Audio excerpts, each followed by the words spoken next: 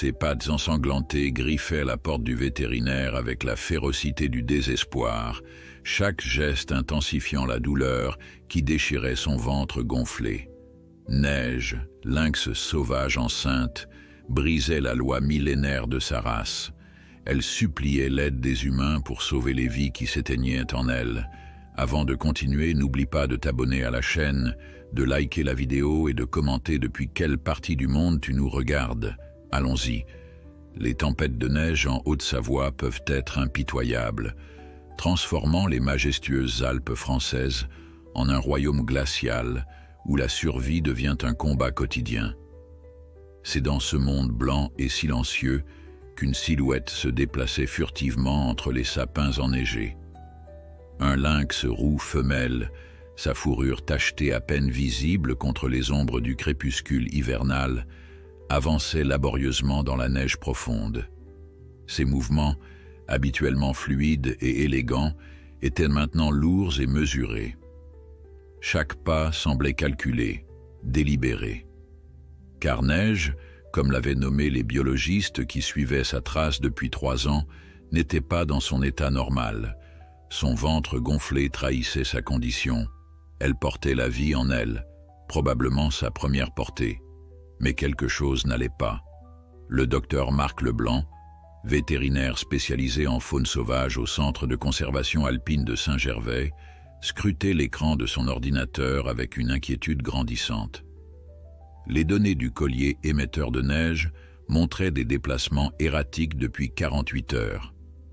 Un comportement inhabituel pour un lynx, surtout pour une femelle en fin de gestation qui aurait dû chercher un endroit isolé et sécurisé pour mettre bas. Elle devrait être en train de préparer sa tanière, pas de se déplacer vers des zones habitées, murmura-t-il à sa collègue Émilie Renard, biologiste de terrain qui avait participé au programme de réintroduction des lynx dans la région. « Tu crois qu'elle est en détresse ?» demanda Émilie, ses yeux verts reflétant l'inquiétude qui assombrissait le visage de Marc. « J'en suis presque certain. Sa température est élevée et ses déplacements montrent qu'elle est désorientée.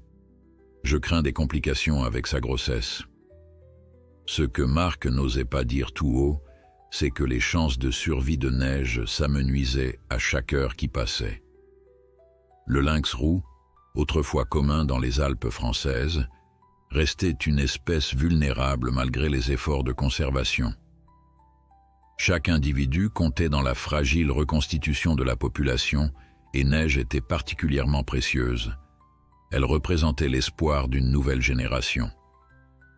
La clinique vétérinaire de Saint-Gervais, située à la lisière de la forêt alpine, était le seul établissement à des kilomètres à la ronde, équipé pour traiter les animaux sauvages. Une petite structure en bois et en pierre qui se fondait harmonieusement dans le paysage montagnard, mais qui abritait des équipements sophistiqués et une équipe dévouée. Cette nuit-là, tandis que le blizzard redoublait d'intensité, Marc avait décidé de rester sur place. L'inquiétude concernant Neige l'empêchait de rentrer chez lui, comme si sa présence dans la clinique pouvait d'une façon ou d'une autre aider le félin en détresse. Il savait que c'était irrationnel. Neige était à plusieurs kilomètres dans la forêt, et même avec son collier émetteur, une intervention dans de telles conditions météorologiques serait suicidaire. « Tu devrais rentrer, Émilie », dit-il en remarquant sa collègue qui s'attardait également. « La tempête empire et la route va bientôt devenir impraticable. » Émilie hésita, regardant par la fenêtre les flocons qui tombaient en rafales, formant déjà une épaisse couche sur le parking de la clinique. « Tu es sûr ? Je peux rester si tu penses qu'on pourrait faire quelque chose pour Neige. » Marc secoua la tête. « On ne peut rien faire tant qu'elle est dans la nature. Si son état s'aggrave au point qu'elle ne puisse plus se déplacer, on organisera une expédition demain, quand la visibilité sera meilleure. » À contre-cœur, Émilie enfila son épais manteau d'hiver et ses bottes. « Appelle-moi s'il y a du nouveau, n'importe quand. » insista-t-elle avant de disparaître dans le rideau blanc de la tempête. Resté seul, Marc prépara une cafetière, sachant qu'il passerait probablement la nuit à surveiller les signaux du collier de neige. Il s'installa dans le petit bureau adjacent à la salle d'examen principale, là où les écrans de surveillance montraient à la fois les données télémétriques des animaux suivis et les caméras de sécurité extérieure de la clinique. 2 heures passèrent, le hurlement du vent contre les fenêtres créant une symphonie lugubre qui accompagnait le tic-tac régulier de l'horloge murale. Marc commençait à somnoler quand un mouvement sur l'un des écrans de surveillance attira son attention. Il se redressa brusquement, les yeux écarquillés d'incrédulité. Sur l'écran en noir et blanc, à travers le voile tourbillonnant de la neige, une forme se déplaçait lentement vers la porte d'entrée de la clinique. Une forme féline, imposante malgré sa démarche hésitante. « C'est impossible », souffla Marc, se précipitant vers la fenêtre pour confirmer ce que la caméra lui montrait.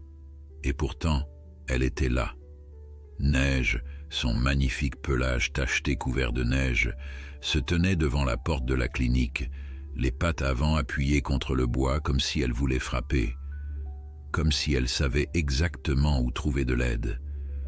Le vétérinaire resta figé un instant, stupéfait par ce qu'il voyait. En 15 ans de carrière dédiée à la faune sauvage, jamais il n'avait été témoin d'un tel comportement. Les lynx étaient des créatures farouches, solitaires, qui évitaient à tout prix la présence humaine. Qu'une femelle sauvage, de surcroît enceinte, vienne délibérément chercher l'aide des hommes, défiait tout ce qu'il savait sur ces animaux. Marc sortit de sa stupeur et se précipita vers l'entrée, son esprit scientifique déjà en alerte. Neige devait être dans un état critique pour surmonter ainsi sa peur instinctive des humains. Il enfila rapidement des gants de protection et prépara une seringue de tranquillisant à faible dose, juste assez pour calmer l'animal, sans mettre en danger sa grossesse. Mais lorsqu'il ouvrit précautionneusement la porte, ce qu'il vit lui brisa le cœur. Neige ne tenta pas de s'enfuir ou d'attaquer. Elle s'effondra presque à ses pieds, son corps puissant secoué de tremblements, ses yeux ambrés levés vers lui avec ce qui ressemblait étrangement à une supplication. « Mon Dieu !» murmura Marc, rangeant immédiatement le tranquillisant. Il n'en aurait pas besoin. Le lynx était trop faible pour représenter une menace, trop désespéré pour fuir. Avec d'infinies précautions, il s'agenouilla dans la neige. « Doucement, ma belle, » dit-il d'une voix apaisante. « Je vais t'aider, mais tu dois me faire confiance. » Comme si elle comprenait ses paroles, Neige émit un faible gémissement et tenta de se redresser. C'est alors que Marc remarqua les traces de sang sur la neige, provenant de l'arrière-train du félin. Son diagnostic initial se confirma. Neige était en travail, mais quelque chose bloquait la mise bas naturelle. Sans hésiter davantage, Marc souleva délicatement le lynx, surpris par la docilité avec laquelle l'animal sauvage se laissait manipuler. Neige pesait plus de 20 kilos, un poids conséquent, mais l'adrénaline et l'urgence de la situation donnèrent au vétérinaire la force nécessaire. Une fois à l'intérieur, il déposa Neige sur la table d'examen et commença rapidement à prendre ses constantes. La température du félin était dangereusement élevée, son pouls rapide et faible, des signes évidents de détresse obstétrique. « Tiens bon, ma belle !» murmura-t-il tout en préparant le matériel nécessaire.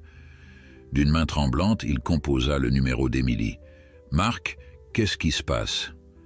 La voix ensommeillée de sa collègue résonna dans le téléphone. « C'est Neige, elle est ici, à la clinique. »« Quoi? Comment ça ici ?»« Elle est venue jusqu'à la porte, Émilie. Elle est en travail, avec des complications. Je vais devoir opérer et j'ai besoin de ton aide. » Il y eut un silence stupéfait, puis « J'arrive. 20 minutes maximum. » En attendant l'arrivée d'Émilie, Marc prépara tout ce dont il aurait besoin pour une césarienne d'urgence. Il savait que l'opération serait délicate. Les interventions chirurgicales sur les félins sauvages étaient toujours risquées, mais sur un spécimen enceinte et déjà affaibli, les risques étaient démultipliés. Neige le suivait des yeux, comme si elle évaluait chacun de ses gestes. Il y avait une intelligence dans ce regard, une conscience qui transcendait la simple détresse animale. Marc avait l'étrange sensation que le lynx avait délibérément choisi de venir ici, qu'elle avait d'une certaine façon compris que cet endroit représentait sa seule chance de survie. « Comment as-tu su ?» chuchota-t-il en préparant une perfusion d'antibiotiques et de liquide. « Comment as-tu su où aller ?» Bien sûr, Neige ne pouvait pas répondre, mais son regard inébranlable semblait porter un message que Marc n'arrivait pas tout à fait à déchiffrer. Un lien mystérieux et ancestral unissait l'homme et l'animal sauvage dans ce moment de vulnérabilité partagée.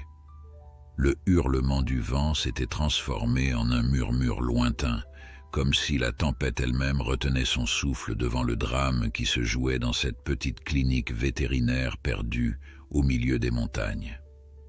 En attendant Émilie, Marc continua de parler doucement au lynx, comme il l'aurait fait pour réconforter un patient humain. « On va sauver tes petits, Neige, je te le promets. Tu n'as pas fait tout ce chemin pour rien. » Et tandis qu'il prononçait ces mots, il réalisa qu'ils étaient vrais. Il ferait tout ce qui était en son pouvoir pour que cette nuit ne soit pas celle d'une tragédie, mais celle d'un miracle. Un miracle né de l'instinct extraordinaire d'une mère prête à tout pour ses enfants à naître, même à défier sa nature sauvage pour demander l'aide de ceux qu'elle devrait craindre.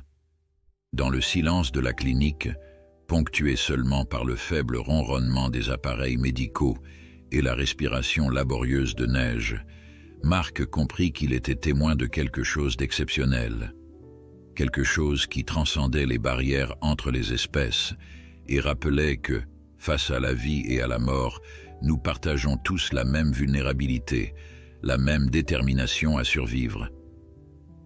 Émilie arriva en un temps record, son 4x4 se frayant difficilement un chemin à travers les routes enneigées. Quand elle poussa la porte de la clinique, ses joues rougies par le froid et son souffle court témoignaient de l'effort qu'elle avait dû fournir pour parcourir les derniers mètres à pied, la route étant devenue impraticable, même pour son véhicule tout-terrain. « Mon Dieu !» murmura-t-elle en apercevant Neige sur la table d'examen. Malgré les années passées à étudier ces félins, à les suivre dans leur habitat naturel, jamais elle n'avait pu observer un lynx d'aussi près, sans qu'il soit anesthésié. Elle est consciente et elle ne panique pas. Marc secoua la tête, tout aussi troublé par la situation. Elle est trop faible pour lutter, mais je crois aussi qu'elle comprend d'une certaine façon. C'est comme si elle savait qu'on était sa seule chance. Émilie s'approcha lentement, ses yeux ne quittant pas ceux du félin sauvage. Neige la suivit du regard, ses pupilles dilatées par la douleur, mais sans manifester d'agressivité. « Elle est en dystocie depuis probablement plus de 12 heures, expliqua Marc tout en finissant de préparer les instruments chirurgicaux. La température corporelle est de 40,2 degrés Richter. Le pouls est rapide et faible. J'ai fait une échographie rapide pendant que je t'attendais. Il y a au moins 3 chatons, mais je n'ai détecté qu'un seul battement cardiaque clairement visible. » Émilie enfila rapidement une blouse stérile et des gants que Marc avait préparés. En tant que biologiste spécialisée dans les félins sauvages, elle avait assisté à suffisamment d'opérations pour servir d'aide chirurgien compétente. « Tu penses qu'on peut encore sauver certains des petits ?» demanda-t-elle doucement. Marc hésita. Dans son métier, il avait appris à ne jamais faire de promesses qu'il n'était pas certain de pouvoir tenir. « Je ne sais pas, mais on va tout faire pour. J'ai préparé un anesthésique adapté à son poids et à sa condition. Il faut agir vite. » Neige gémit faiblement lorsque l'aiguille pénétra sa peau, mais ne fit aucun mouvement pour se défendre. Dans les minutes qui suivirent, ses yeux se fermèrent progressivement, tandis que l'anesthésique faisait effet. « C'est incroyable », murmura Émilie en caressant délicatement la tête du félin endormi. « En 15 ans d'études sur les lynx, je n'ai jamais entendu parler d'un comportement comme celui-ci.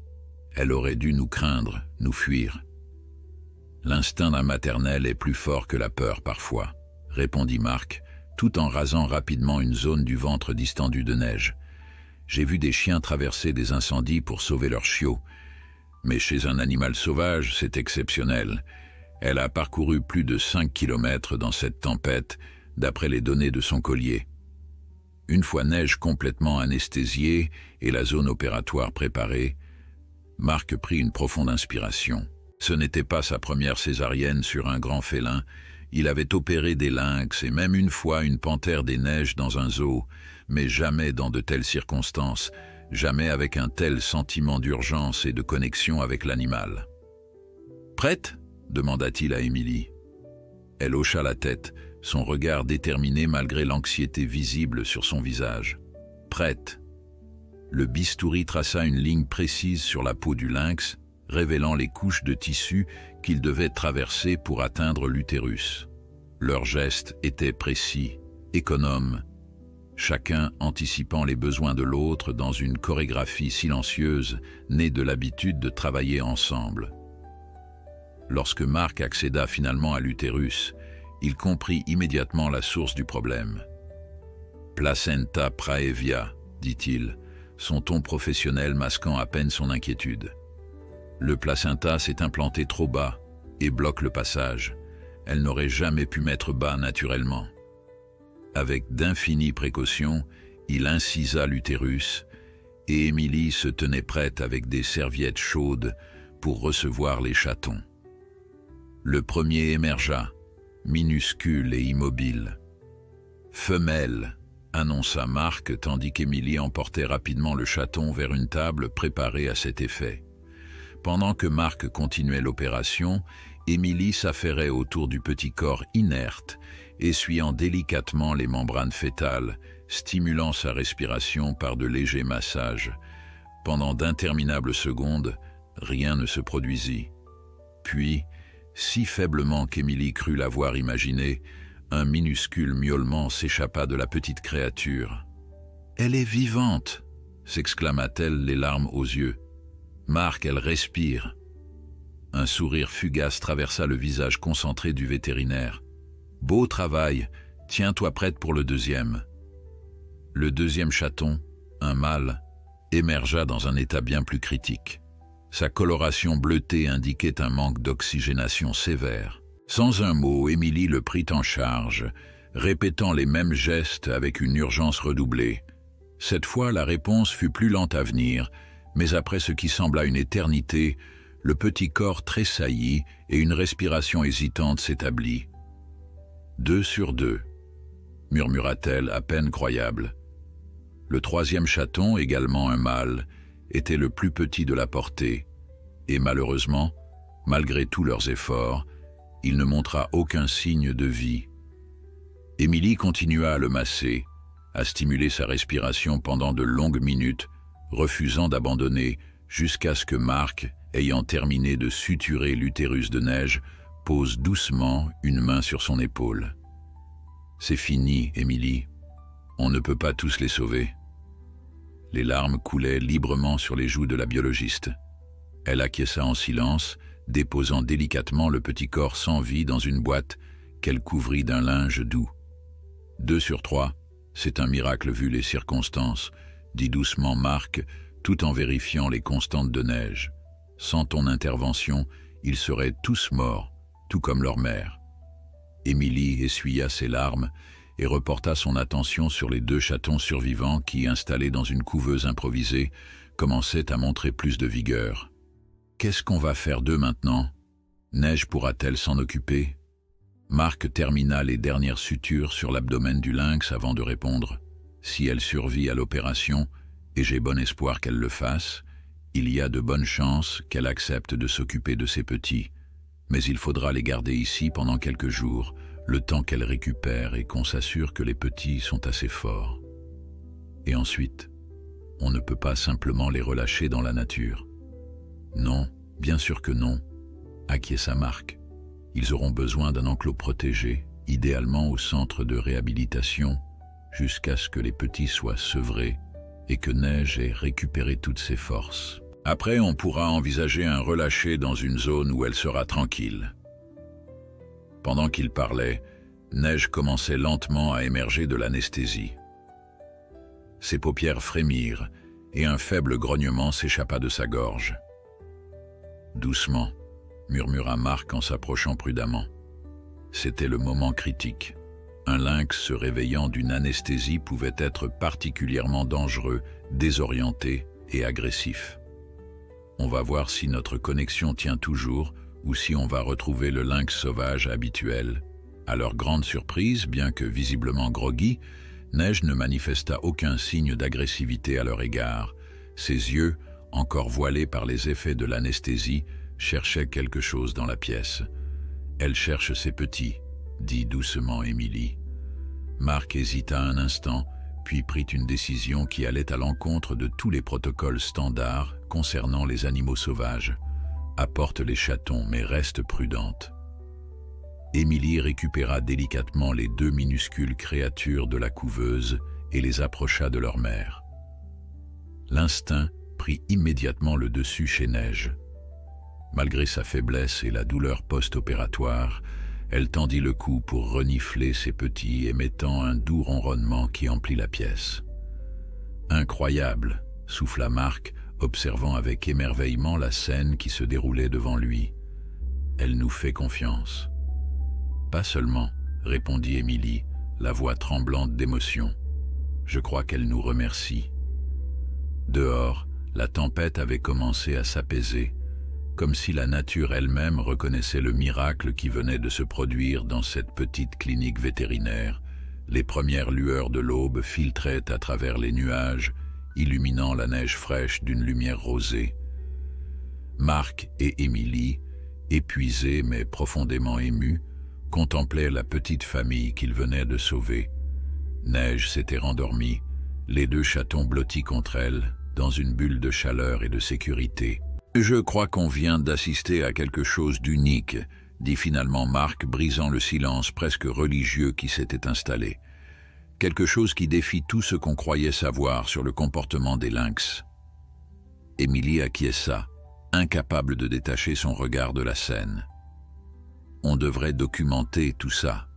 C'est une découverte majeure pour la compréhension de l'intelligence et de l'adaptabilité des félins sauvages.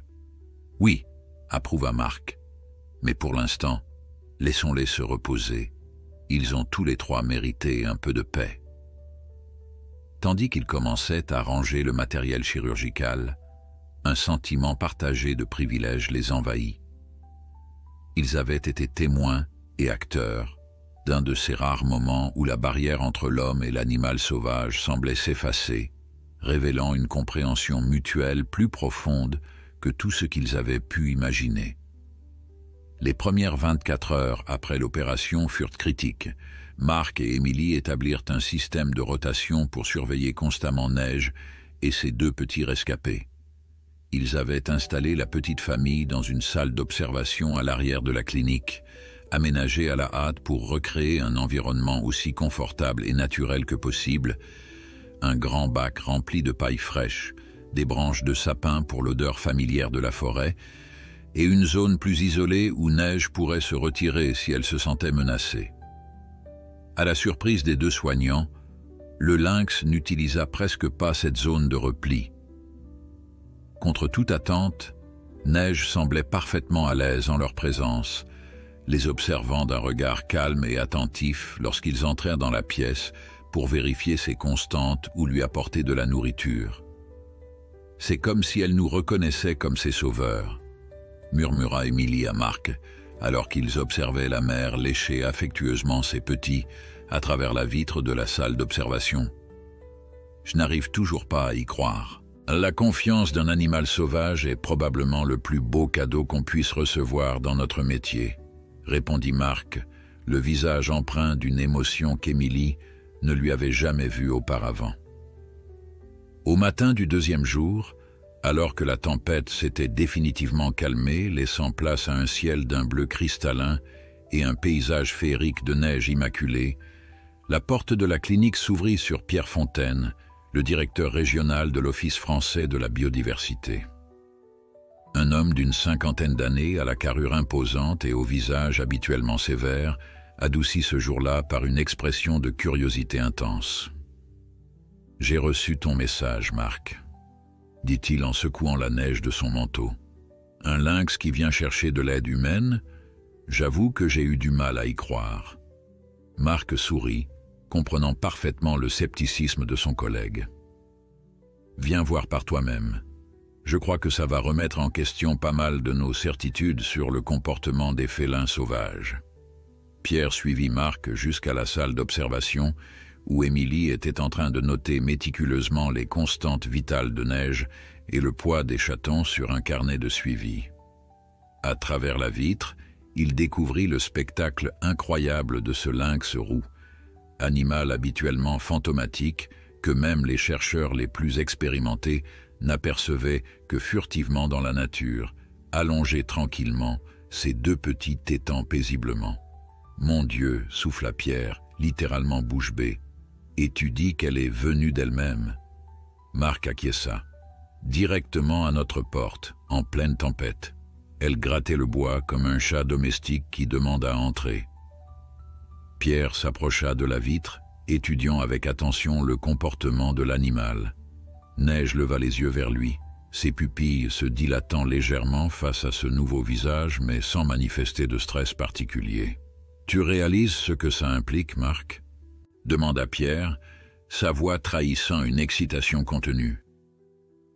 Si un lynx peut développer ce niveau d'intelligence adaptative, de capacité à surmonter sa peur instinctive pour chercher de l'aide, c'est révolutionnaire pour notre compréhension de la faune sauvage. « Je sais, » répondit Marc. « C'est pour ça que j'ai pensé qu'il fallait que tu viennes voir de tes propres yeux. Émilie et moi avons déjà commencé à documenter tout ce qui s'est passé, minute par minute, pour un éventuel article scientifique. » Émilie sortit de la salle d'observation, son visage rayonnant malgré la fatigue évidente. « Les petits ont pris du poids depuis hier, » annonça-t-elle, et la plaie de Neige cicatrise remarquablement bien. Elle est exceptionnellement calme pour les soins, comme si elle comprenait que nous l'aidons. Pierre secoua la tête, visiblement impressionné. « Qu'est-ce que vous comptez faire maintenant ? Le protocole standard serait de les transférer au centre de réhabilitation dès que possible, pour minimiser le contact humain avant leur relâcher. » Un silence lourd s'installa entre les trois biologistes. Ce fut Émilie qui brisa finalement ce silence. « Justement, Pierre, Marc et moi, on s'est dit que, peut-être, cette situation exceptionnelle mérite une approche différente. » Pierre haussa un sourcil, soudain méfiant. « Comment ça, différente ?» Marc prit une profonde inspiration avant d'exposer l'idée qui avait germé dans son esprit durant les longues heures de veille auprès de Neige. On pense que cette situation offre une opportunité unique d'étudier la relation entre humains et félins sauvages. Neige a déjà établi un lien de confiance avec nous. Si on suit le protocole standard, on va rompre ce lien et perdre une chance inestimable d'approfondir nos connaissances. Ce que Marc essaie de dire, intervint Émilie, c'est qu'on aimerait garder Neige et ses petits ici plus longtemps que prévu. Établir un programme d'études spécifique, documenter son comportement, voir jusqu'où peut aller cette relation de confiance. Pierre fronça les sourcils, son expression redevenant celle du fonctionnaire rigoureux qu'il était habituellement. Vous savez que ça va à l'encontre de tous nos protocoles. Notre mission est de préserver le caractère sauvage de ces animaux, pas de créer des liens avec eux. Mais c'est Neige qui a initié ce lien, insista Marc. Elle a choisi de venir vers nous. Ce n'est pas nous qui avons interféré avec son comportement naturel. C'est elle qui a adapté son comportement en fonction de ses besoins. Un combat intérieur semblait se livrer sur le visage de Pierre. Après de longues secondes de réflexion, il soupira profondément. « Je comprends votre enthousiasme, vraiment, mais je ne peux pas simplement ignorer les procédures établies. Voici ce que je vous propose. Vous avez une semaine, pas un jour de plus, pour me soumettre un protocole d'études détaillé. Objectifs scientifiques précis, méthodologie, résultats attendus, plan de relâcher progressif. Si c'est solide, je le présenterai au comité national. Mais je ne vous promets rien. » Marc et Émilie échangèrent un regard. C'était mieux que rien. En attendant, continua Pierre, je veux des rapports quotidiens sur l'état de Neige et des petits, et pas un mot aux médias pour l'instant. La dernière chose dont nous avons besoin, c'est que cette histoire s'ébruite avant qu'on ait décidé comment la gérer. Après le départ de Pierre, Marc et Émilie se retrouvèrent seuls face à la tâche monumentale de concevoir un protocole d'étude qui pourrait convaincre les autorités de conservation les plus strictes de France. « On a du pain sur la planche », soupira Marc en se frottant les yeux de fatigue. Émilie posa une main réconfortante sur son épaule. « On va y arriver, ce qui s'est passé avec Neige est trop important pour être ignoré. Il faut juste qu'on trouve les mots justes pour le faire comprendre aux bureaucrates. » Ils passèrent les heures suivantes à alterner entre les soins à leurs patients exceptionnels et l'ébauche de leurs projets de recherche. Pendant ce temps, Neige continuait de surprendre par son comportement. Lorsqu'Émilie entra dans la salle pour changer les pansements de la césarienne, le lynx se positionna de manière à faciliter l'accès à sa plaie, comme si elle comprenait parfaitement ce que la biologiste essayait de faire. « C'est incroyable », murmura Émilie à Marc qui observait depuis l'extérieur. « On dirait qu'elle anticipe mes gestes. Elle ne montre aucun signe de stress ou d'agressivité. » En fin d'après-midi, ils reçurent un appel inattendu de Laurent Mercier, un journaliste environnemental respecté du quotidien régional. Apparemment, quelqu'un avait aperçu la voiture officielle de Pierre devant la clinique, et les rumeurs avaient commencé à circuler dans le petit village de Saint-Gervais. « Docteur Leblanc, j'ai entendu dire que vous auriez recueilli un lynx sauvage dans des circonstances inhabituelles. Pouvez-vous confirmer cette information ?» Marc ferma les yeux, pris entre son engagement envers Pierre de garder le silence et sa conviction que cette histoire méritait d'être partagée avec le public. « Monsieur Mercier, je ne peux pas faire de commentaire officiel pour le moment.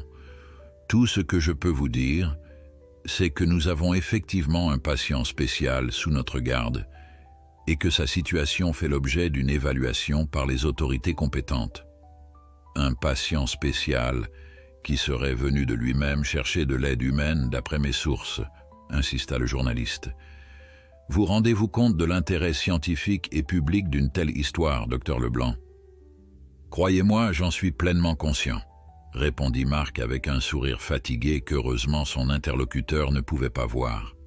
Mais je dois respecter certains protocoles. Donnez-moi quelques jours et je vous promets un accès exclusif à l'histoire complète. Après avoir raccroché, Marc rejoignit Émilie qui s'était endormie sur une chaise près de l'enclos de Neige, épuisée par les émotions et le manque de sommeil des dernières 48 heures. Il déposa doucement une couverture sur ses épaules, puis s'approcha de la vitre pour observer une dernière fois leur protégé, avant d'aller lui-même prendre un peu de repos. À sa grande surprise, Neige était éveillée et le regardait fixement, ses yeux d'ambre semblant luire d'une intelligence presque surnaturelle dans la pénombre de la pièce. Pendant un long moment, homme et animal se regardèrent sans bouger, partageant un de ces instants rares où deux espèces distinctes semblent se reconnaître et se comprendre au-delà des mots. « Qu'essaies-tu de nous dire, ma belle ?» chuchota Marc. « Qu'est-ce que tu as compris que nous ignorons encore ?» Comme en réponse à sa question, Neige cligna lentement des yeux avant de se recoucher auprès de ses petits, les enveloppant de sa queue touffue dans un geste de protection maternelle aussi ancien que la vie elle-même. Les jours qui suivirent prirent une cadence quasi militaire à la clinique vétérinaire. Marc et Émilie se relayaient auprès de Neige et ses petits, documentant méticuleusement chaque comportement, chaque interaction. Ils avaient baptisé les deux chatons survivants Flocon et Étoile, une femelle et un mâle, dont les yeux commençaient tout juste à s'ouvrir, révélant un bleu laiteux qui se transformerait plus tard en l'ambre caractéristique des lynx adultes. « Ils grandissent si vite », murmura Émilie en pesant délicatement Étoile, le plus petit des deux. « Il a pris 30 grammes depuis hier. » Marc, qui mettait à jour leurs notes de recherche sur son ordinateur portable, leva les yeux avec un sourire. C'est un battant. Considérant les circonstances de sa naissance, c'est presque miraculeux. Le protocole qu'ils élaboraient pour Pierre était devenu bien plus qu'un simple document administratif. C'était leur vision d'une nouvelle approche de la conservation, centrée sur la reconnaissance de l'intelligence et de l'adaptabilité des espèces sauvages. Ils avaient passé d'innombrables heures à débattre de chaque détail, conscients que leur proposition devait être irréprochable pour avoir une chance d'être acceptée. « Tu crois qu'on devrait inclure une phase d'habituation graduelle à l'enclos extérieur ?» demanda Marc, frottant ses yeux fatigués après des heures passées devant l'écran. Émilie reposa délicatement le chaton auprès de sa mère, qui l'accueillit avec un léger ronronnement. « Absolument. Je pensais à une transition en 3 étapes, d'abord un accès limité sous supervision, puis des périodes plus longues, et enfin un transfert complet une fois que Neige se sentira en sécurité. » Leur conversation fut interrompue par l'arrivée de Sophie Moreau, la jeune assistante vétérinaire qui travaillait habituellement avec Marc. Elle avait été en congé lors des événements spectaculaires des derniers jours et n'avait été informée que par de brefs messages textes. « Mon Dieu !» souffla-t-elle en apercevant Neige à travers la vitre d'observation, ses yeux s'écarquillant d'émerveillement. « C'est vraiment vrai alors. Un lynx qui a cherché de l'aide humaine. » Marc acquiesça avec un sourire fatigué mais fier. « Et pas n'importe quel lynx. Neige est probablement l'individu le plus remarquable que j'ai jamais rencontré, toutes espèces confondues. » Sophie s'approcha lentement de la vitre, hypnotisée par le spectacle de ce prédateur normalement insaisissable, allongé paisiblement à quelques mètres d'elle. « Elle n'a pas peur, même avec des étrangers comme moi. Elle semble capable d'évaluer les intentions, » expliqua Émilie. « Nous avons noté qu'elle réagit différemment selon les personnes qui entrent dans la pièce.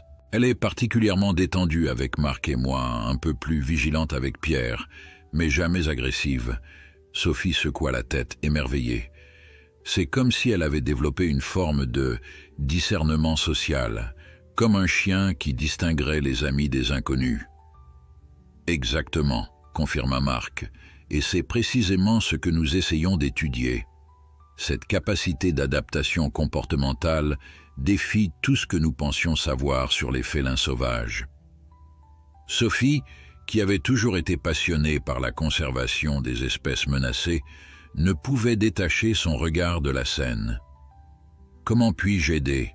Il doit y avoir 1000 choses à faire, et vous avez l'air épuisés tous les deux. » Marc et Émilie échangèrent un regard reconnaissant. L'enthousiasme de Sophie était exactement ce dont ils avaient besoin pour donner un second souffle à leur projet. « On a besoin de quelqu'un pour gérer la clinique ordinaire pendant qu'on finalise le protocole pour l'OFB, » expliqua Marc. « Et peut-être que tu pourrais nous aider à concevoir l'enclos extérieur qu'on espère construire si notre projet est approuvé. » Les yeux de Sophie s'illuminèrent. Architecte de formation avant de se reconvertir dans la médecine vétérinaire, elle avait précisément les compétences nécessaires pour cette tâche. « J'ai déjà plein d'idées. Un espace semi-naturel avec des zones d'observation discrètes, peut-être même des caméras infrarouges pour la surveillance nocturne. » Son enthousiasme était contagieux, et pour la première fois depuis l'arrivée dramatique de Neige, Marc et Émilie sentirent un poids se lever de leurs épaules. Ils n'étaient plus seuls à porter cette responsabilité extraordinaire. Le soir même, tandis que Sophie commençait à esquisser les plans de l'enclos de leurs rêves, Marc reçut un appel qui allait changer la donne. C'était le professeur Jean Delacroix de l'Université de Grenoble, une sommité mondiale dans l'étude du comportement des félins sauvages. « Marc, Jean Delacroix à l'appareil. Pierre Fontaine m'a contacté concernant votre situation inhabituelle. » Marc sentit son cœur s'accélérer. Le soutien du professeur Delacroix pourrait faire toute la différence pour leur projet. « Professeur, c'est un honneur. J'admire énormément vos travaux sur la cognition féline. »« Et moi, je suis intrigué par ce que j'entends concernant votre lynx, » répondit Delacroix. « sa voix trahissant une curiosité sincère. Pierre m'a décrit un comportement qui, s'il est avéré, pourrait remettre en question plusieurs de mes propres théories sur la rigidité comportementale des félins sauvages. C'est exactement ce que nous observons, confirma Marc avec une excitation qu'il ne cherchait pas à dissimuler.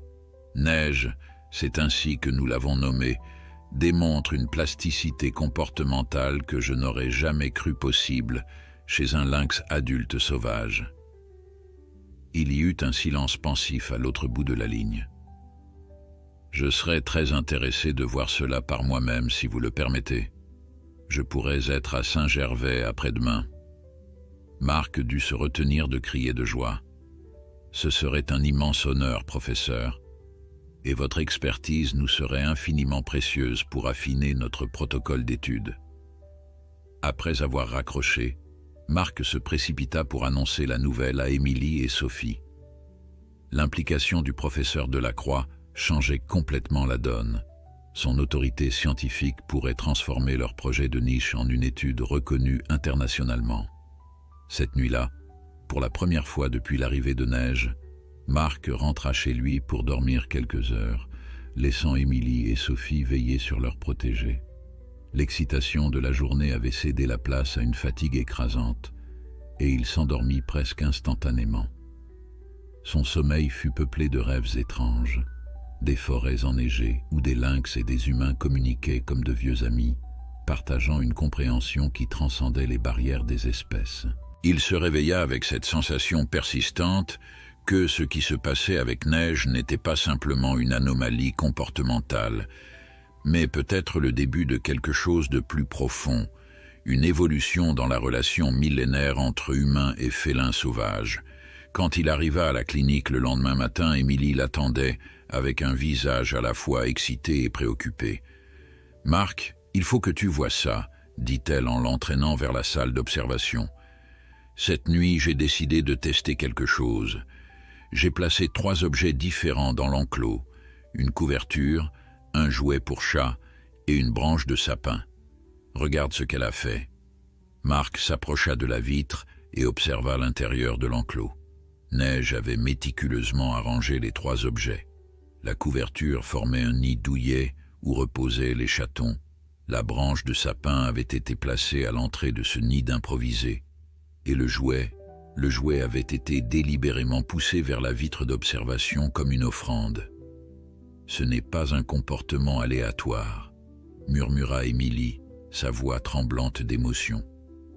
Elle a créé un espace structuré, avec un but précis pour chaque objet. C'est presque comme si elle avait compris leur fonction. Marc resta silencieux, absorbant les implications de ce qu'il voyait. La capacité d'un animal sauvage à comprendre et utiliser des objets artificiels de manière fonctionnelle suggérait un niveau de cognition bien au-delà de ce qu'on attribuait généralement aux félins sauvages. « As-tu filmé ça ?» demanda-t-il finalement. Émilie acquiesça. « Toute la nuit, je suis en train de compiler les séquences les plus significatives pour les montrer au professeur Delacroix. » Ils furent interrompus par l'arrivée de Sophie, qui portait un épais dossier sous le bras. « J'ai terminé les plans préliminaires de l'enclos extérieur, » annonça-t-elle fièrement. « Et j'ai aussi fait quelques recherches sur les précédents juridiques concernant les protocoles d'études non standards pour les espèces protégées. » Marc prit le dossier avec gratitude, impressionné par l'efficacité de la jeune femme. « Sophie, tu es un trésor. Je ne sais pas comment on aurait fait sans toi. » Pendant qu'ils examinaient les plans détaillés que Sophie avait élaborés, un mouvement dans l'enclos attira leur attention. Neige s'était approchée de la vitre et regardait fixement dans leur direction, sa posture alerte mais détendue. Puis, dans un geste qui les laissa tous 3 bouche bée, elle poussa délicatement le jouet encore plus près de la vitre avec sa patte avant de reculer et de les fixer à nouveau, comme si elle attendait une réaction. « Elle communique avec nous », souffla Sophie, incrédule. Marc et Émilie échangèrent un regard stupéfait. Ce n'était plus seulement une question d'adaptabilité comportementale, C'était une tentative délibérée d'interaction, d'établissement d'un dialogue entre deux espèces que tout semblait séparer. « On dirait qu'elle nous offre un cadeau », murmura Émilie, les larmes aux yeux, comme un geste de gratitude. Marc sentit sa gorge se nouer d'émotion. En 30 ans de carrière dédiée aux animaux sauvages, il n'avait jamais rien vu de tel. « Je crois que notre protocole d'étude vient de prendre une toute nouvelle dimension, » dit-il doucement. « Ce n'est plus seulement une question de conservation ou de science, c'est une opportunité de redéfinir notre compréhension de l'intelligence animale. » L'arrivée du professeur Delacroix à la clinique vétérinaire de Saint-Gervais créa une atmosphère d'anticipation fébrile. Même le temps semblait vouloir honorer l'occasion. Le ciel s'était dégagé, révélant un panorama spectaculaire des Alpes enneigées qui entouraient le petit village. Marc, Émilie et Sophie avaient à passer la matinée à préparer une présentation détaillée de leurs observations, organiser chronologiquement les vidéos les plus convaincantes et mis en place un protocole d'observation rigoureux pour la visite. Lorsque la voiture du professeur se gara devant la clinique, Marc ne put s'empêcher de ressentir une pointe d'anxiété. Jean Delacroix n'était pas seulement une sommité dans son domaine, il était connu pour son scepticisme méthodique et son refus catégorique d'anthropomorphiser les comportements animaux. Si quelqu'un pouvait démystifier ce qui se passait avec Neige, c'était bien lui. « Bonjour, professeur », salua Marc en lui serrant la main. « C'est un honneur de vous accueillir ici. » Delacroix, un homme élancé aux cheveux gris coupés courts et au regard perçant derrière des lunettes à monture fine, hocha simplement la tête. « Docteur Leblanc, j'avoue être intrigué par vos rapports préliminaires, bien que naturellement sceptique. J'ai consacré ma carrière à l'étude des félins sauvages, et jamais je n'ai observé le type de comportement que vous décrivez. C'est précisément pourquoi votre expertise nous est si précieuse, intervint Émilie. Nous avons besoin d'un regard extérieur, critique mais ouvert. Le professeur esquissa un léger sourire. La science progresse par la remise en question constante de nos certitudes, docteur Renard. Je suis ici pour observer, pas pour confirmer ou infirmer vos hypothèses prématurément. Ils guidèrent Delacroix vers la salle d'observation, lui expliquant en chemin les circonstances extraordinaires de l'arrivée de Neige, l'opération d'urgence et les comportements inhabituels qu'ils avaient documentés depuis. Le professeur écoutait attentivement, son visage ne trahissant aucune émotion particulière. Lorsqu'ils atteignirent enfin la vitre d'observation, un silence respectueux s'installa. Neige était allongée dans le fond de l'enclos, ses deux petits tétants paisiblement. Le professeur s'approcha lentement, ses yeux experts analysant chaque détail de la scène. « Elle est magnifique », murmura-t-il finalement. « Un spécimen parfait de lynx roux des Alpes. La sous-espèce est devenue si rare dans ces montagnes. » Comme si elle avait senti sa présence, Neige leva soudainement la tête, son regard ambré se fixant directement sur le nouveau venu. Les petits, dérangés dans leur repas, émirent de faibles miaulements de protestation. Ce qui se passa ensuite laissa même le professeur Delacroix sans voix. Neige se leva délicatement, veillant à ne pas bousculer ses petits, et s'approcha de la vitre d'un pas délibéré. Sans quitter des yeux le professeur, elle s'assit face à lui, sa posture étrangement formelle, presque cérémonieuse. « Mon Dieu !» souffla Delacroix, « elle maintient un contact visuel direct, c'est exceptionnel pour un félin sauvage », compléta Marc. « Et ce n'est que le début. » Sur un signe de Marc, Sophie entra dans l'enclos, portant un plateau avec 3 objets différents, une nouvelle branche de sapin, un petit miroir et une balle colorée. Conformément au protocole qu'ils avaient établi, elle déposa les objets au centre de l'espace, puis se retira sans tenter d'interagir directement avec Neige. Le lynx attendit que la porte se referme, puis s'approcha des objets. Avec une délicatesse surprenante pour un prédateur de sa taille, elle commença à les examiner un par un, les reniflant, les touchant délicatement de sa patte.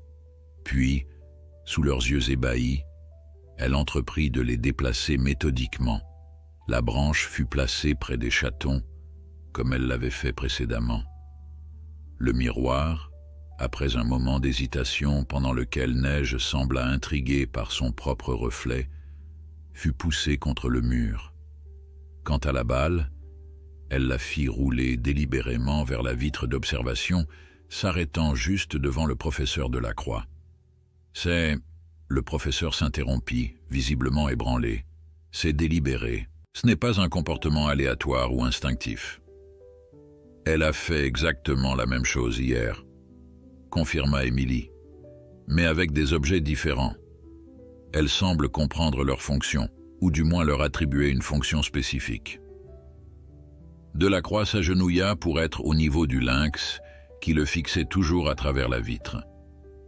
La manipulation d'objets avec un but précis suggère une forme de cognition complexe qu'on n'attribue généralement pas aux félins sauvages, murmura-t-il, plus pour lui-même que pour les autres.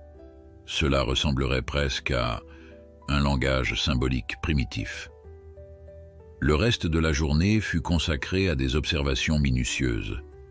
Le professeur Delacroix, abandonnant rapidement son scepticisme initial, participa activement à l'élaboration de petites expériences pour tester les capacités cognitives de Neige.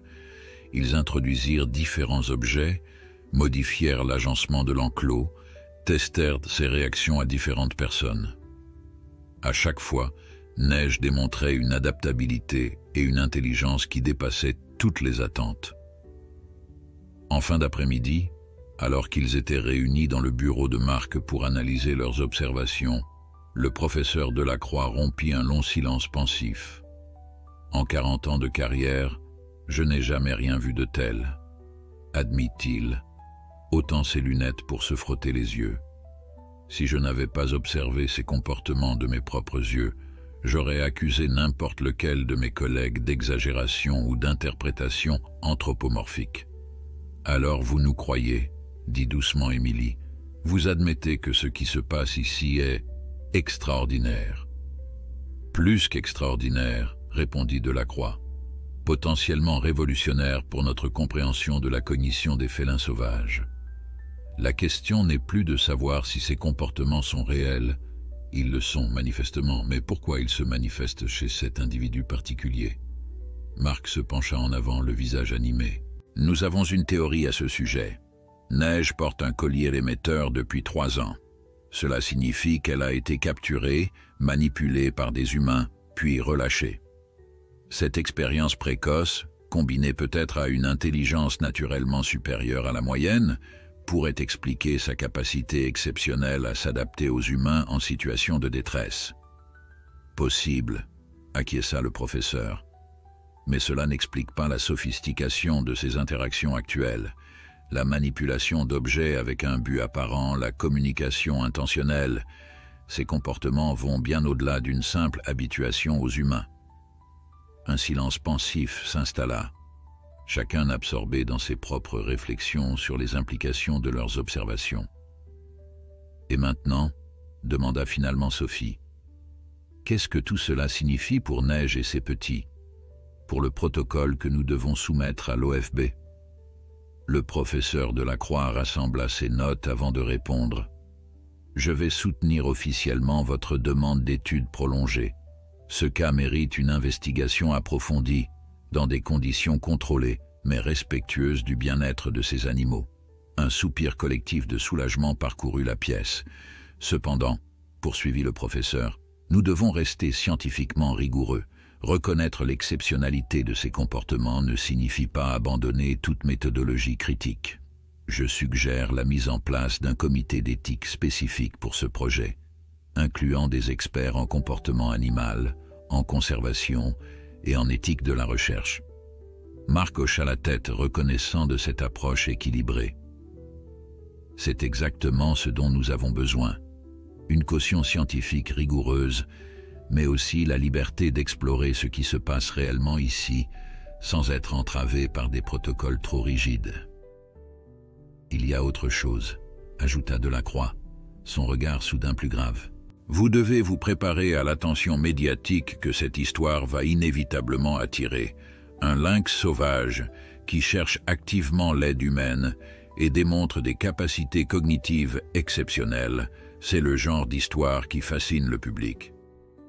Pierre Fontaine nous a demandé de garder le silence pour l'instant, rappela Émilie, l'inquiétude transparaissant dans sa voix. Et c'est sage, confirma le professeur. Mais tôt ou tard, cette histoire s'ébruitera. Il vaut mieux être préparé, avoir une stratégie de communication claire et scientifiquement rigoureuse. Tandis qu'ils discutaient des implications médiatiques et scientifiques de leur découverte, Sophie, qui s'était momentanément absentée, revint en courant dans le bureau, son visage illuminé d'excitation. « Venez voir, vite !» s'exclama-t-elle, les entraînant vers la salle d'observation. À travers la vitre, ils découvrirent une scène qui les laissa tous sans voix. Neige avait rassemblé tous les objets qu'ils avaient introduits dans l'enclos au cours de la journée et les avait méticuleusement arrangés en un cercle presque parfait. Au centre de ce cercle, elle avait placé ses deux petits, maintenant endormis, et elle-même se tenait assise à la périphérie, comme une gardienne vigilante d'un sanctuaire improvisé. « C'est... » commença le professeur Delacroix, pour une fois à court de mots. « Magnifique !» compléta Émilie, les larmes aux yeux. « C'est tout simplement magnifique. » Marc ne dit rien, trop ému pour parler. Dans ce geste, dans cet arrangement délibéré et symbolique, il voyait la confirmation de ce qu'il avait pressenti depuis le début. Neige n'était pas simplement un animal cherchant de l'aide par instinct. Elle était un être conscient, capable de comprendre et de communiquer à sa manière, franchissant le gouffre ancestral qui séparait l'humanité des créatures sauvages, avec lesquelles elle partageait la terre. Les jours qui suivirent la visite du professeur Delacroix furent marqués par une effervescence nouvelle à la clinique vétérinaire. Le soutien d'une personnalité aussi respectée dans le milieu scientifique avait transformé leur projet fragile en une initiative légitime et prometteuse.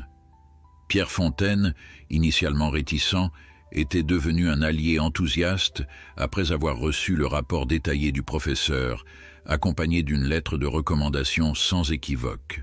« L'Office a approuvé votre protocole d'étude », annonça-t-il lors d'une réunion improvisée à la clinique, brandissant un document officiel comme un trophée. « Vous avez le feu vert pour 6 mois d'observation intensive, avec possibilité de prolongation après évaluation. » Marc, Émilie et Sophie échangèrent des regards incrédules, peinant à croire que leur rêve se concrétisait si rapidement.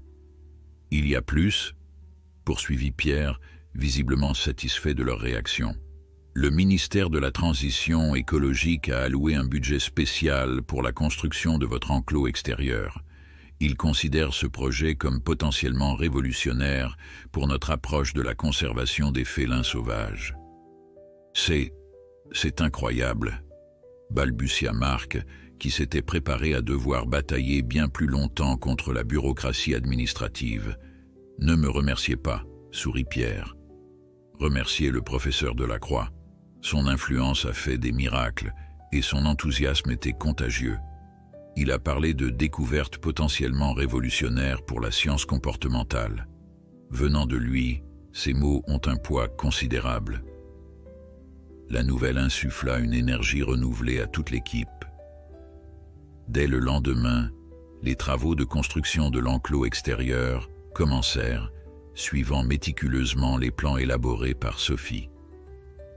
L'espace, adjacent à la clinique mais isolé des regards indiscrets par une haie naturelle de conifères, s'étendait sur près de 200 mètres carrés. Il incluait une zone boisée avec plusieurs plateformes en hauteur, un petit ruisseau artificiel et des cachettes stratégiquement placées qui permettraient à Neige de se sentir en sécurité tout en restant observable via un système discret de caméras. On a inclus une zone intermédiaire entre l'intérieur et l'extérieur, expliqua Sophie à Marc et Émilie alors qu'ils supervisaient les travaux. Une sorte de sas qui permettra à Neige de s'habituer progressivement à l'environnement extérieur sans stress. Pendant ce temps, à l'intérieur de la clinique, la petite famille continuait d'évoluer de façon remarquable. La plaie de Neige avait complètement cicatrisé et elle avait retrouvé toute sa vigueur. Quant aux chatons, ils grandissaient à vue d'œil, leurs yeux maintenant pleinement ouverts, révélant le même regard intelligent que celui de leur mère. Flocon, la femelle, se montrait particulièrement curieuse et aventureuse, explorant chaque recoin de leur enclos avec une détermination comique pour une créature si petite. Étoile, plus réservée, passait de longues périodes à observer attentivement les humains à travers la vitre, comme s'il étudiait leur comportement. Ils développent des personnalités distinctes, remarqua Émilie en les observant un matin, exactement comme des enfants humains, chacun avec son tempérament unique. Marc, qui analysait les données comportementales qu'ils avaient recueillies, hocha pensivement la tête. Ce qui m'intrigue, c'est la façon dont Neige semble activement leur enseigner certains comportements. Regarde. Il montra à Émilie une séquence vidéo enregistrée la nuit précédente. On y voyait Neige placer délibérément un jouet hors de portée de Flocon, puis démontrer comment grimper sur une petite structure pour l'atteindre. Après plusieurs tentatives infructueuses, le chaton avait finalement réussi sous le regard attentif de sa mère. « C'est de l'enseignement actif », murmura Émilie, stupéfaite. « Pas seulement de l'imitation ou de l'apprentissage par observation. Elle crée délibérément une situation d'apprentissage. » Leurs observations quotidiennes révélaient des couches toujours plus complexes d'intelligence et d'interaction sociale au sein de cette petite famille féline. Neige continuait de communiquer avec l'équipe à sa manière, arrangeant des objets de façon significative, utilisant des vocalisations spécifiques pour différentes personnes et démontrant une compréhension remarquable des routines humaines. Un matin, alors que l'équipe se préparait à introduire Neige dans le sas de l'enclos extérieur pour la première fois, Laurent Mercier, le journaliste qui avait contacté Marc précédemment, se présenta à la clinique sans prévenir. « Docteur Leblanc », salua-t-il avec un sourire qui n'atteignait pas tout à fait ses yeux. « Je vois que beaucoup de choses se passent ici. Construction, visite d'éminents scientifiques. Le village entier parle de votre patient spécial. » Marc échangea un regard inquiet avec Émilie. Ils savaient que ce moment arriverait tôt ou tard, mais ils espéraient avoir plus de temps pour s'y préparer. « Monsieur Mercier, » répondit Marc avec une politesse forcée. « Comme je vous l'ai dit, nous ne pouvons pas faire de commentaires pour l'instant. Notre projet est en phase d'études préliminaires et toute exposition médiatique prématurée pourrait compromettre nos observations. » Le journaliste sortit son téléphone, affichant une photo floue mais reconnaissable prise à distance. On y distinguait clairement l'enclos en construction et ce qui ressemblait à une cage de transport spécialisée pour grands félins. « J'ai déjà suffisamment d'éléments pour un article, docteur Leblanc. Je vous offre simplement la possibilité de raconter cette histoire selon vos termes, plutôt que de laisser place aux spéculations. » Avant que Marc ne puisse répondre, la porte du bureau s'ouvrit sur Pierre Fontaine, dont l'arrivée n'était pas prévue ce jour-là. « Monsieur Mercier, » dit-il d'un ton ferme mais courtois, « je suis Pierre Fontaine, directeur régional de l'Office français de la biodiversité. Je crois comprendre que vous vous intéressez à notre projet de recherche. » Le journaliste se redressa, visiblement surpris par cette intervention officielle. En effet, le public a le droit de savoir ce qui se passe ici, surtout s'il s'agit d'espèces protégées. « Tout à fait d'accord, » répondit Pierre avec un sourire calculé. « C'est pourquoi nous organisons une conférence de presse officielle la semaine prochaine, une fois que nous aurons terminé la phase d'installation. Vous y êtes cordialement invités, bien entendu. » Cette annonce prit Marc et Émilie totalement au dépourvu, mais ils eurent la présence d'esprit de ne pas le montrer. « Une exclusivité pour votre journal serait envisageable, » ajouta Pierre, « si vous acceptez de respecter notre embargo jusqu'à la date de la conférence. » Laurent Mercier hésita, visiblement tenté par l'offre. « Très bien, » concéda-t-il finalement. « J'attendrai. Mais j'espère que cette histoire vaut l'attente. » « Je vous assure qu'elle dépasse tout ce que vous pourriez imaginer, » répondit Pierre avec une sincérité non feinte. « Une fois le journaliste parti, Marc se tourna vers Pierre, abasourdi. « Une conférence de presse, tu es sérieux ?» Pierre haussa les épaules. C'était la seule façon de gagner du temps. Et soyons réalistes, cette histoire est trop extraordinaire pour rester confidentielle indéfiniment. Mieux vaut la présenter selon nos conditions, avec toute la rigueur scientifique nécessaire. Marc devait admettre que Pierre avait raison. L'arrivée impromptue du journaliste n'était que le premier signe d'un intérêt qui ne ferait que croître. Il devait se préparer à l'attention médiatique qui allait inévitablement s'abattre sur leur projet. Cet après-midi-là, alors qu'il préparait Neige pour sa première introduction au sas extérieur, un incident inattendu vint bouleverser tous leurs plans. Sophie, qui transportait les 2 chatons dans une petite caisse rembourrée, trébucha sur un équipement de construction. La caisse s'ouvrit, et dans la confusion qui s'ensuivit, Étoile s'échappa, filant comme une flèche vers les buissons qui bordèrent la propriété. « Non !» cria Sophie, horrifiée par sa maladresse. Tout se passa alors très vite. Neige, qui observait la scène depuis le sas où elle venait d'être introduite, réagit avec une vitesse stupéfiante. Au lieu de paniquer ou de tenter de s'échapper elle-même, ce qui aurait été le comportement normal d'un félin sauvage, elle bondit avec précision, interceptant son petit avant qu'il n'atteigne les buissons. Avec une délicatesse surprenante, elle le saisit par la peau du cou et le ramena directement vers Sophie, le déposant doucement à ses pieds. Le temps sembla se figer. Sophie, Marc, Émilie et les 2 ouvriers qui travaillaient sur l'enclos restèrent pétrifiés, incapables de croire ce qu'ils venaient de voir. Neige, un lynx sauvage, venait délibérément de ramener son petit à un humain, démontrant une confiance et une compréhension qui défiaient toute explication conventionnelle. « Mon Dieu !» murmura finalement Émilie, des larmes coulant librement sur ses joues. « Elle nous fait vraiment confiance, complètement. » Marc s'agenouilla lentement, se mettant au niveau de Neige qui le regardait avec ce qui semblait être une attente calme. « Merci », dit-il simplement, sachant que même si elle ne comprenait pas les mots, elle saisirait probablement l'intention derrière eux. Comme pour confirmer cette pensée, Neige cligna lentement des yeux, ce geste que les félins utilisent pour exprimer la confiance et l'affection, avant de se tourner et de rentrer calmement dans le sas où Flocon attendait, apparemment indifférente au drame qui venait de se jouer. Cet incident, capturé par les caméras de surveillance, allait devenir la pièce maîtresse de leur présentation à la conférence de presse. Car il ne s'agissait plus simplement d'un cas fascinant d'adaptabilité comportementale, c'était la preuve d'une forme de confiance et de coopération interespèces que la science n'avait jamais documentée auparavant chez un félin sauvage adulte. La semaine qui précéda la conférence de presse fut une période d'activité frénétique. L'équipe devait non seulement continuer à s'occuper de Neige et de ses petits, mais également préparer une présentation qui respecterait à la fois la rigueur scientifique et l'extraordinaire dimension émotionnelle de leur découverte. Le professeur Delacroix avait accepté de venir spécialement de Grenoble pour apporter sa caution scientifique, et plusieurs autres experts en comportement animal avaient été invités à former un panel qui répondrait aux questions des journalistes.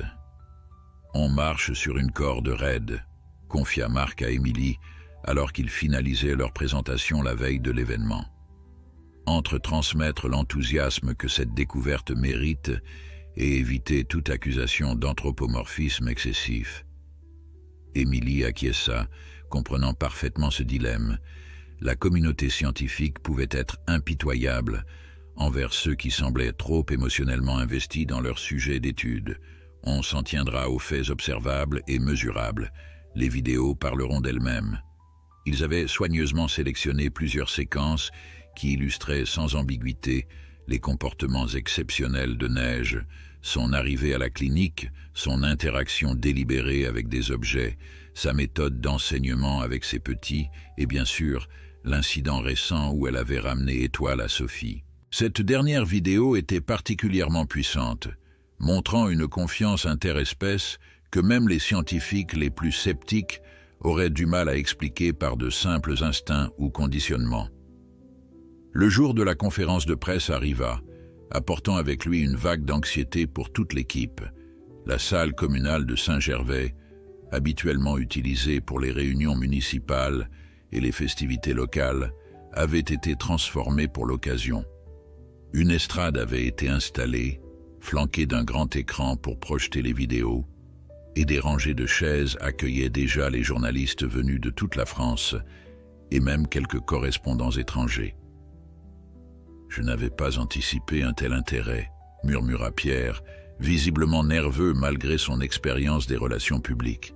« Il y a même une équipe de la BBC. » Marc ajusta sa cravate, un accessoire qu'il portait rarement et qui lui donnait l'impression d'être déguisé.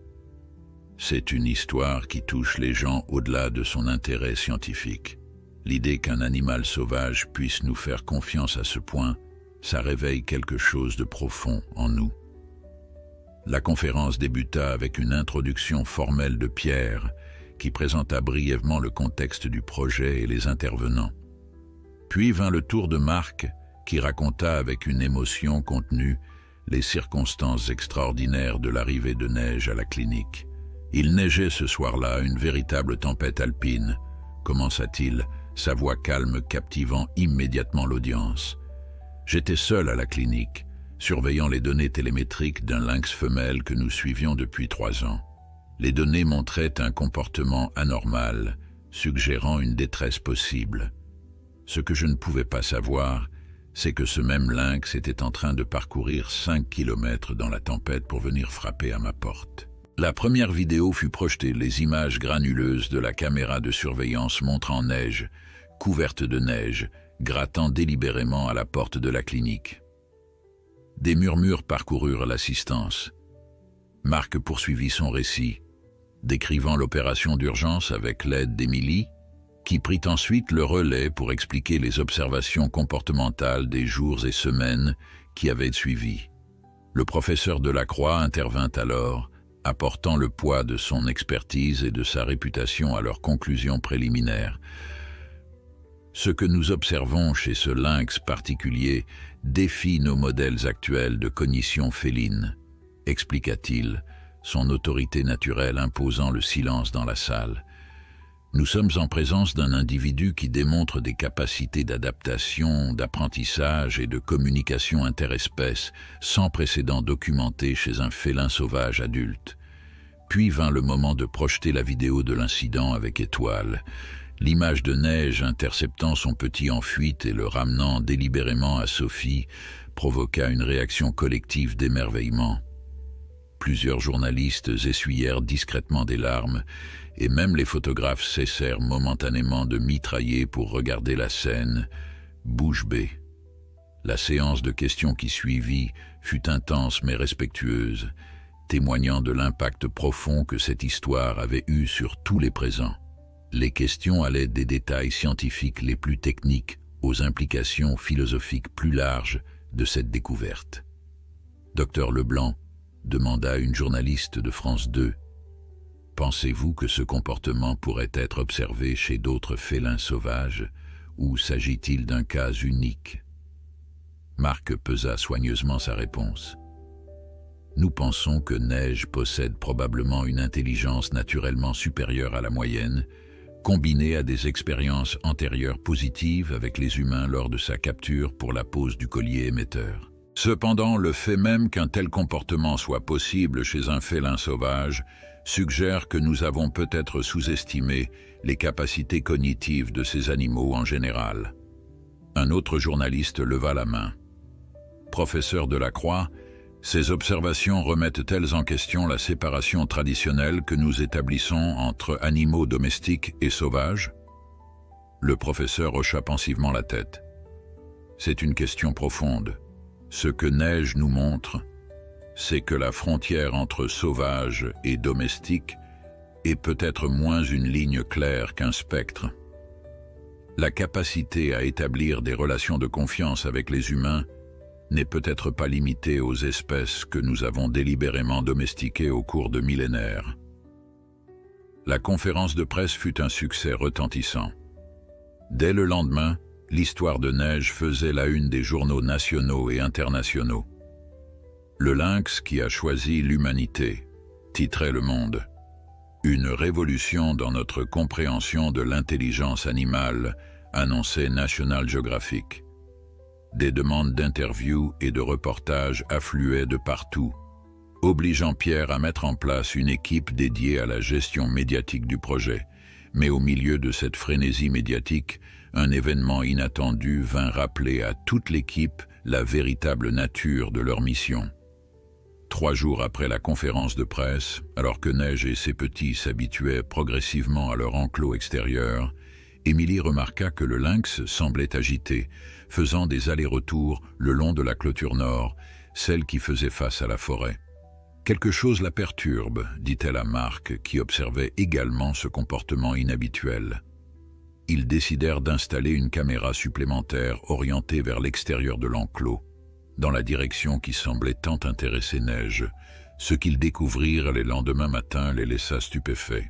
Les images nocturnes montraient clairement un second lynx, un mâle adulte d'après sa taille et sa silhouette, rôdant à la lisière de la forêt.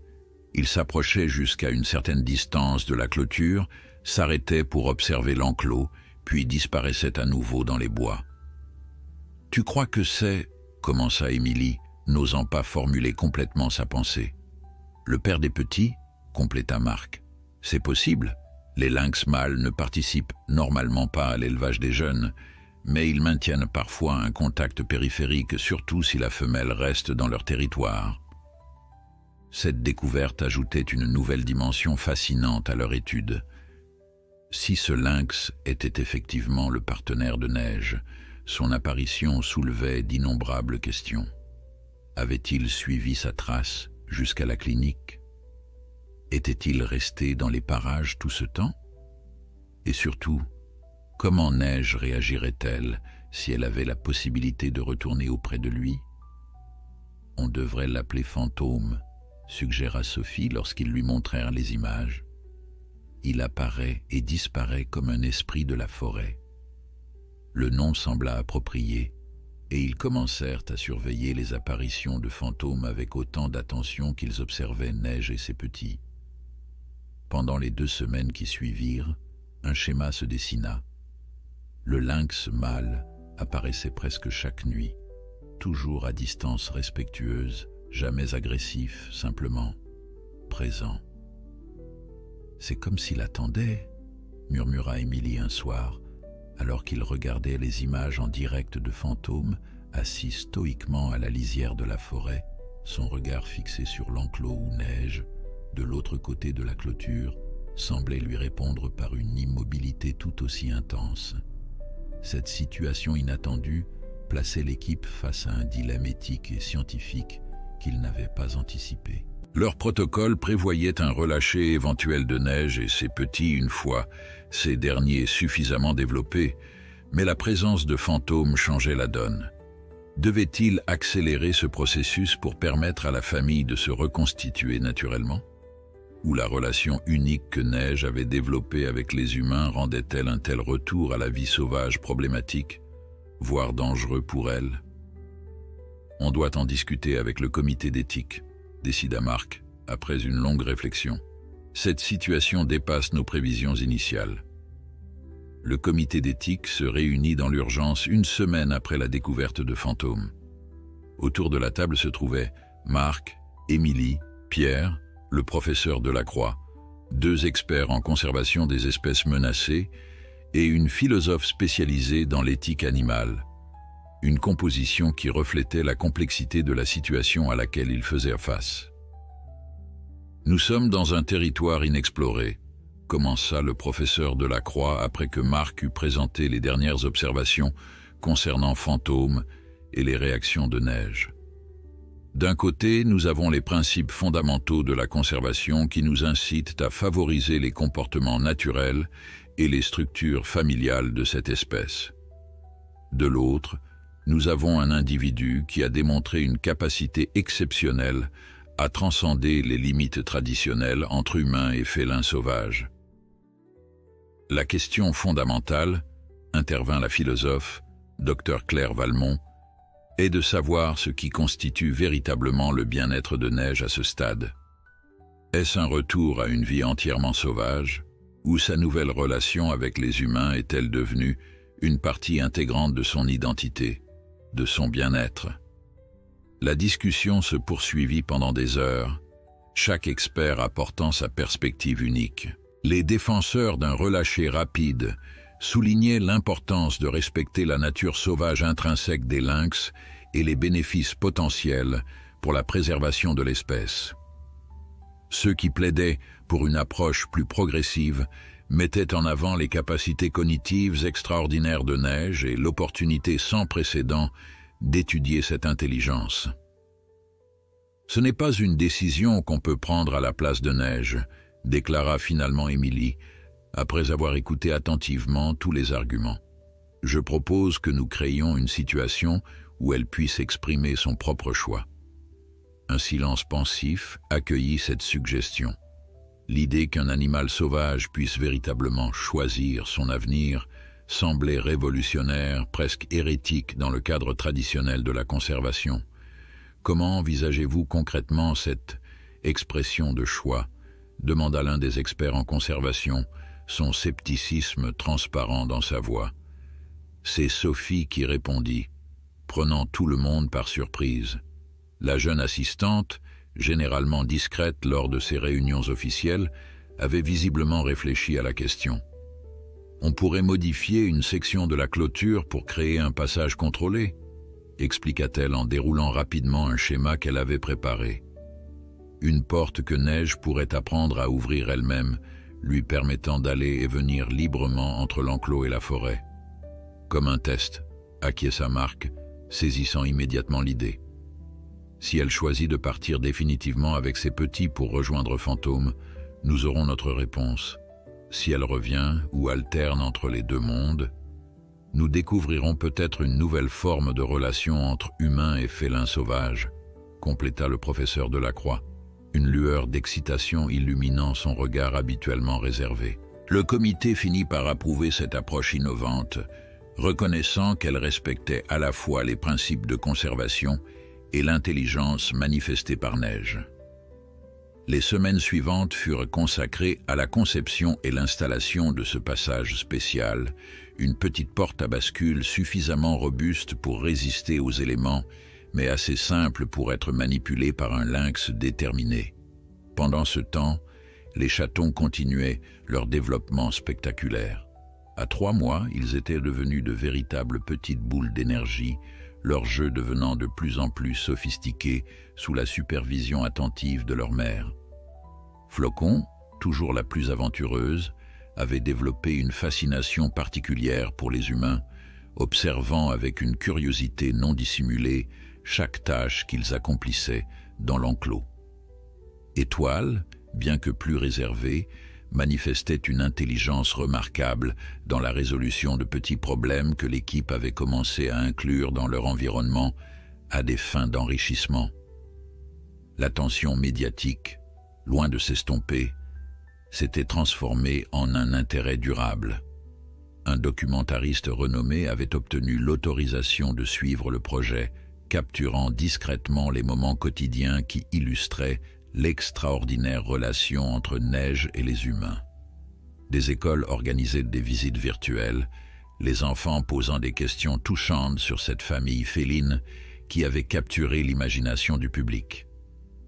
Même des scientifiques initialement sceptiques commençaient à manifester leur intérêt, reconnaissant la valeur des données comportementales recueillies.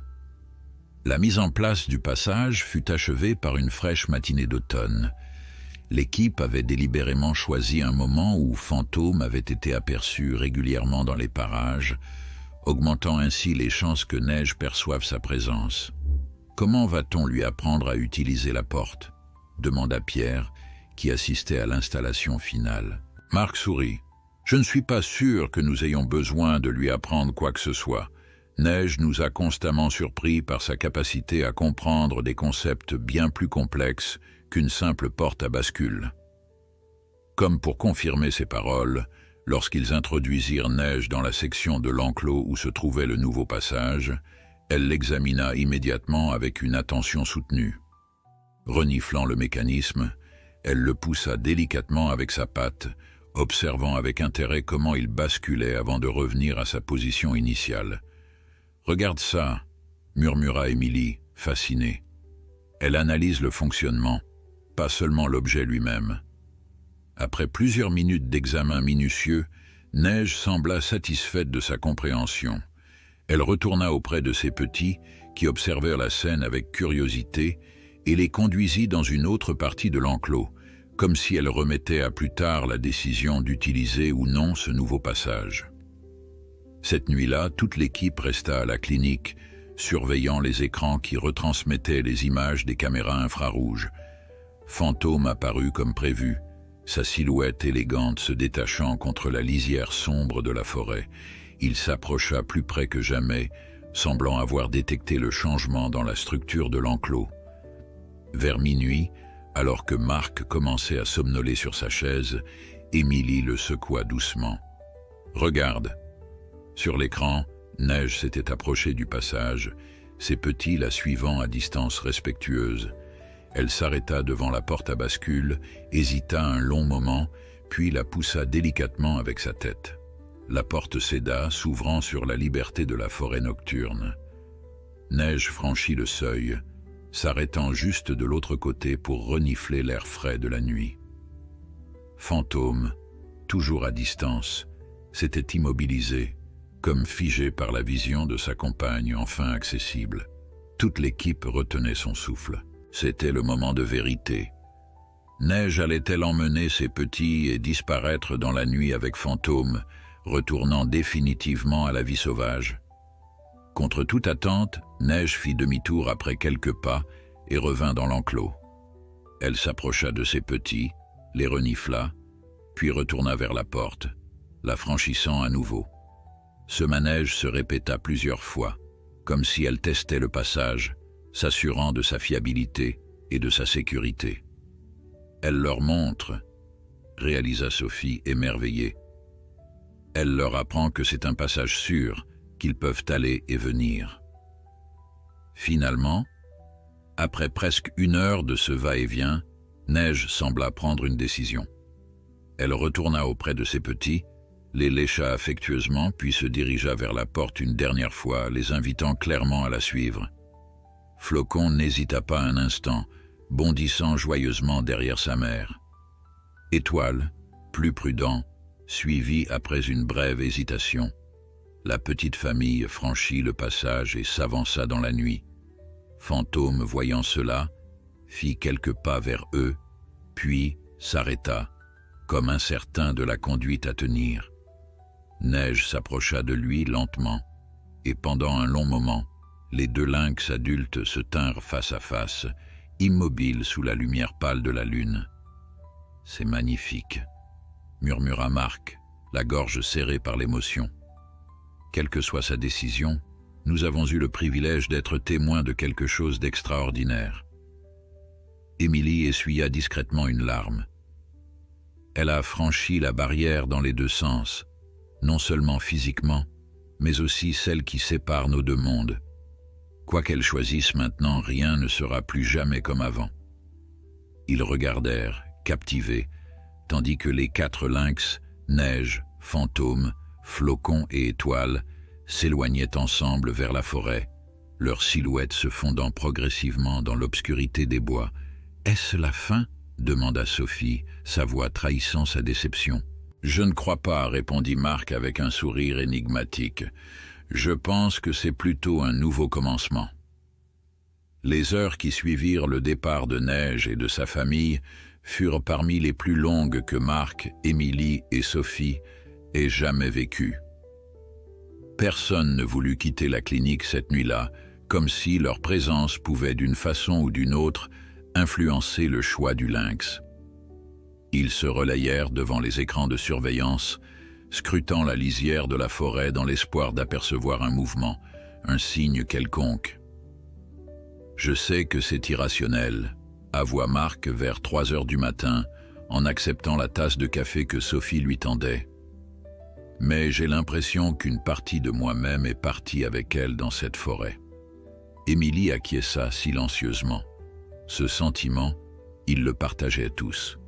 En quelques mois à peine, Neige était devenue bien plus qu'un sujet d'étude. Elle représentait un pont entre deux mondes, une promesse que la barrière séparant humains et animaux sauvages n'était peut-être pas aussi infranchissable qu'on l'avait toujours cru. L'aube arriva sans signe de retour. Pierre les rejoignit tôt le matin, apportant des croissants encore chauds de la boulangerie du village, un geste simple mais réconfortant. « Nous devons nous préparer à toutes les éventualités, dit-il doucement, résumant ce que personne n'osait dire tout haut. Y compris la possibilité qu'elle ait choisi définitivement la vie sauvage. Elle reviendra, affirma Sophie avec une conviction surprenante. J'en suis certaine. Les heures passèrent, se transformant en une journée entière. Le professeur Delacroix, informé de la situation, conseilla la patience. Même si Neige revient, elle a besoin de temps pour réintroduire Fantôme dans sa vie, pour établir un nouvel équilibre. C'est un processus complexe pour n'importe quelle espèce sociale. Pendant ce temps, le documentariste continuait de filmer l'attente de l'équipe, captant ces moments d'incertitude qui faisaient partie intégrante de l'histoire. Son regard extérieur leur offrait une perspective précieuse.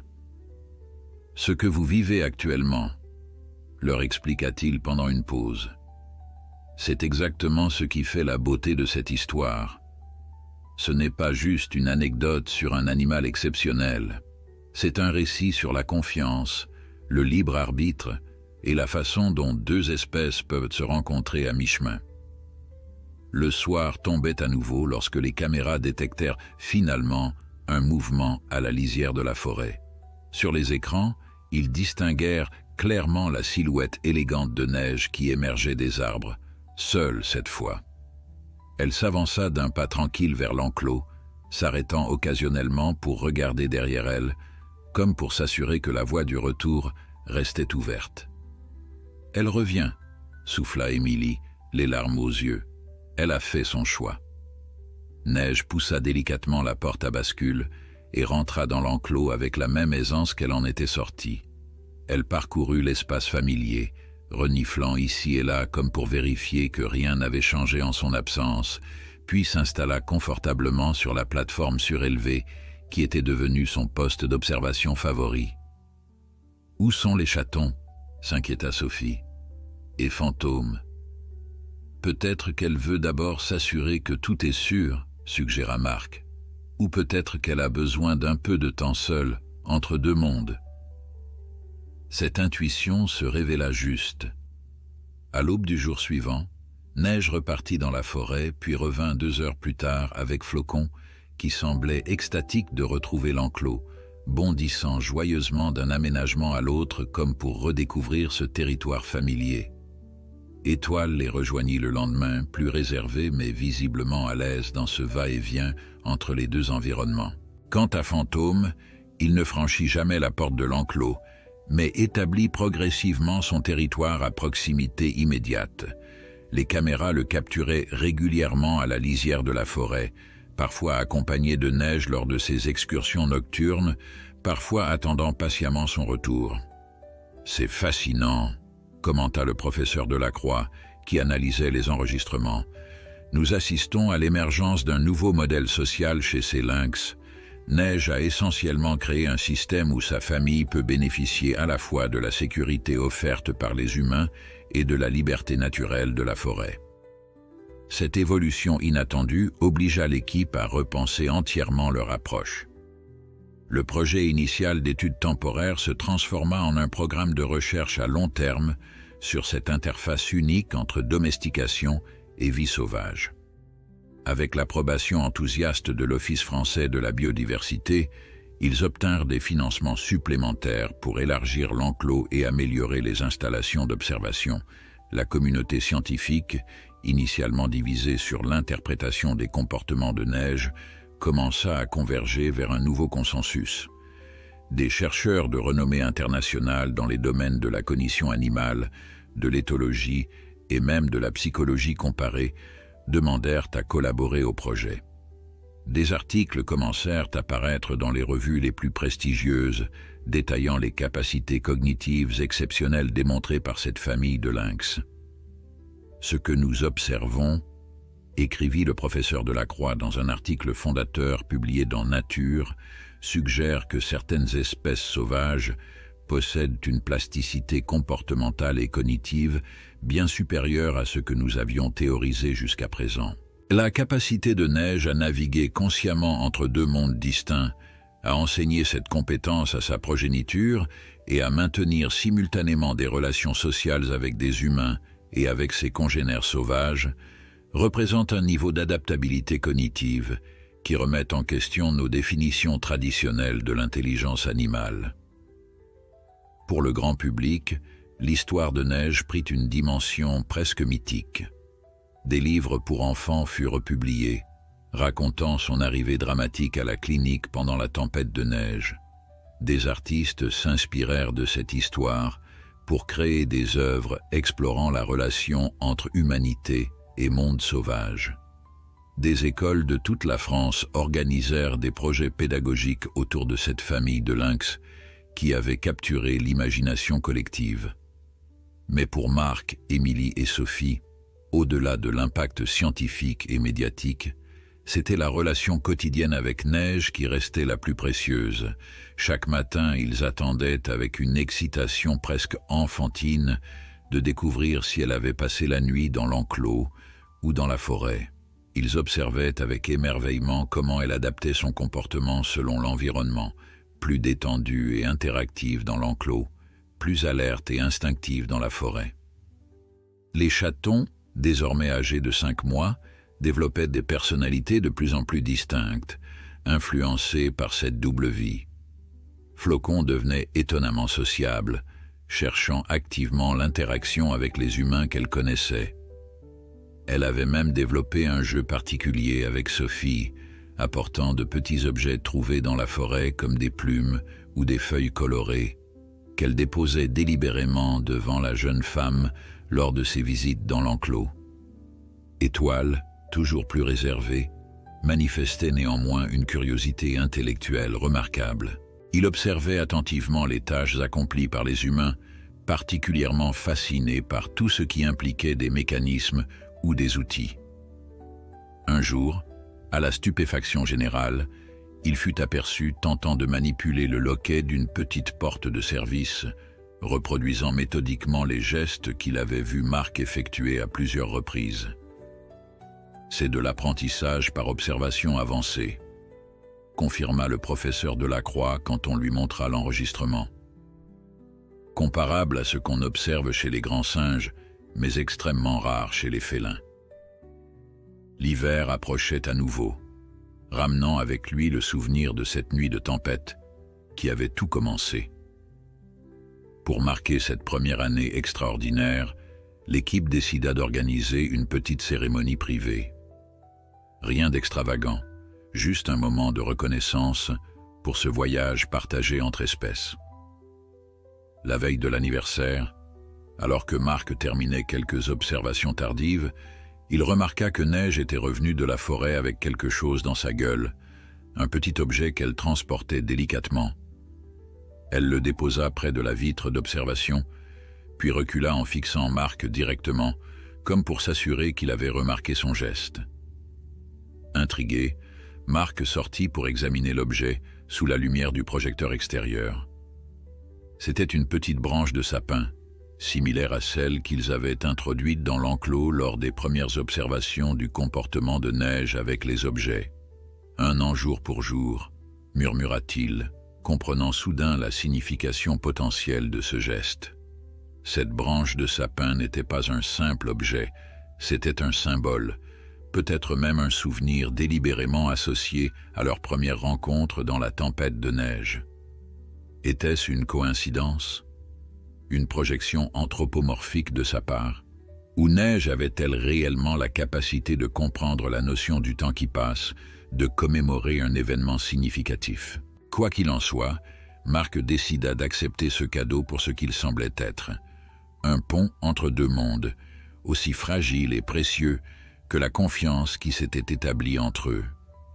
5 ans s'écoulèrent depuis cette nuit de tempête, où Neige avait gratté à la porte de la clinique, transformant à jamais la vie de tous ceux qu'elle avait touchés. Ce qui avait commencé comme un incident extraordinaire s'était métamorphosé en une révolution tranquille dans la compréhension des relations entre humains et animaux sauvages. Le projet Neige, comme on l'appelait désormais officiellement, était devenu un modèle de référence internationale en matière de conservation innovante. L'enclos initial s'était progressivement transformé en un centre de recherche sophistiqué, où des scientifiques du monde entier venaient observer ce phénomène unique. Une famille de lynx naviguant librement entre le monde sauvage et l'environnement humain.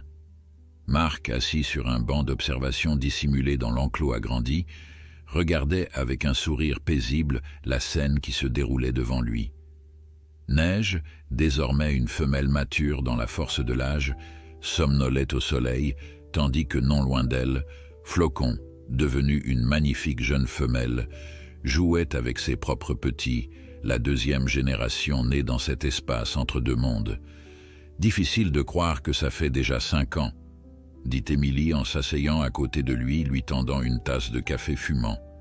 Marc acquiesça, son regard ne quittant pas la famille de lynx. Tu te souviens de nos débats interminables sur la possibilité qu'il s'adapte vraiment à cette vie hybride, que les comportements de Neige pourraient être transmis à la génération suivante?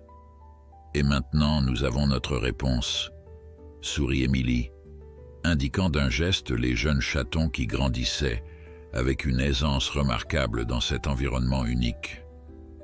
L'évolution de la famille de Neige avait défié toutes les attentes. Étoile, devenu un magnifique mâle adulte, avait finalement choisi de suivre un chemin plus sauvage.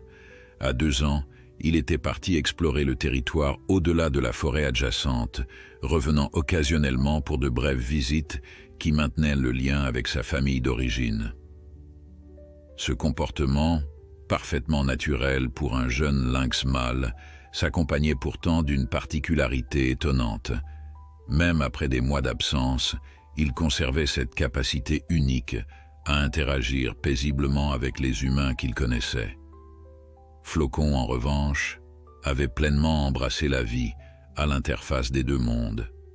Plus sociable encore que sa mère, elle avait développé une relation particulièrement étroite avec Sophie, désormais responsable scientifique du projet après avoir complété un doctorat en comportement animal.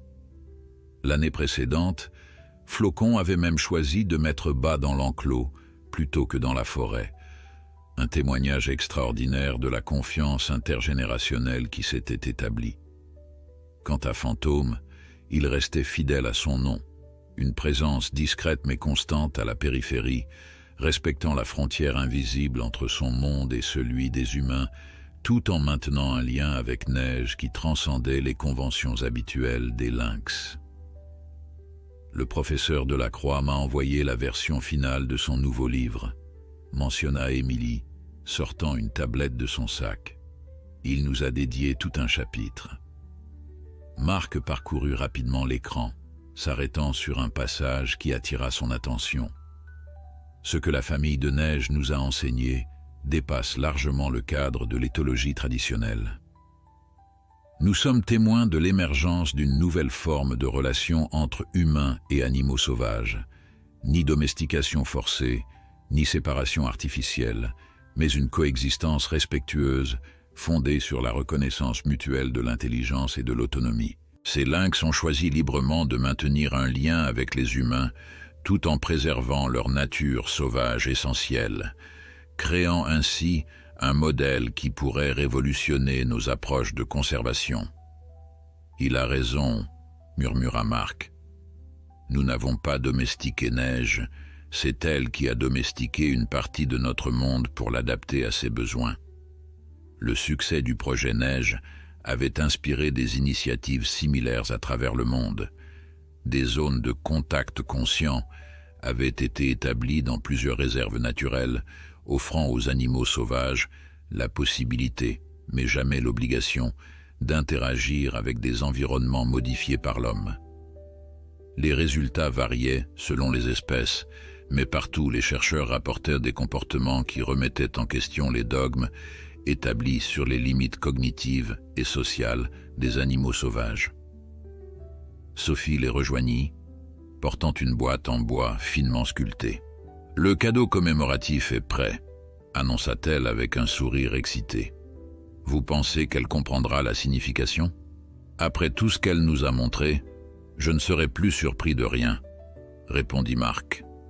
Pour marquer le 5e anniversaire du projet, ils avaient décidé d'installer une petite structure permanente dans l'enclos. Un abri sculpté dont l'entrée reproduisait fidèlement la porte de la clinique que Neige avait grattée cette nuit d'hiver, un symbole à la fois scientifique et profondément émotionnel de cette connexion inattendue entre deux mondes. La cérémonie d'installation fut simple mais émouvante. En présence d'une petite assemblée comprenant Pierre, maintenant directeur national des programmes de conservation innovante, le professeur Delacroix et quelques membres privilégiés de l'équipe de recherche, ils placèrent la structure à un endroit stratégique de l'enclos. Ce qui suivit dépassa toutes leurs espérances. Neige, qui observait la scène à distance, s'approcha de la structure une fois les humains retirés. Elle l'examina méticuleusement, reniflant chaque détail, s'attardant particulièrement sur la réplique de la porte.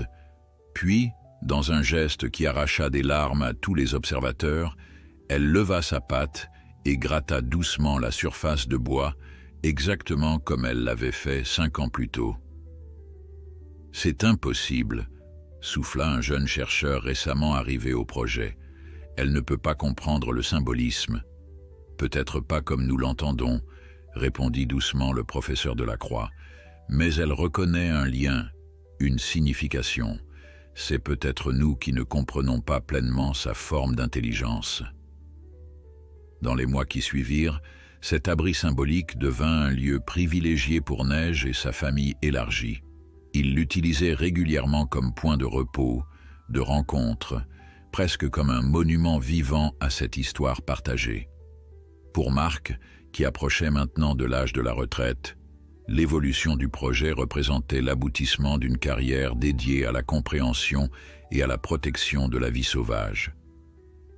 Il avait récemment commencé à former son successeur, une jeune vétérinaire brillante qui apportait des perspectives nouvelles, tout en maintenant l'esprit original du projet.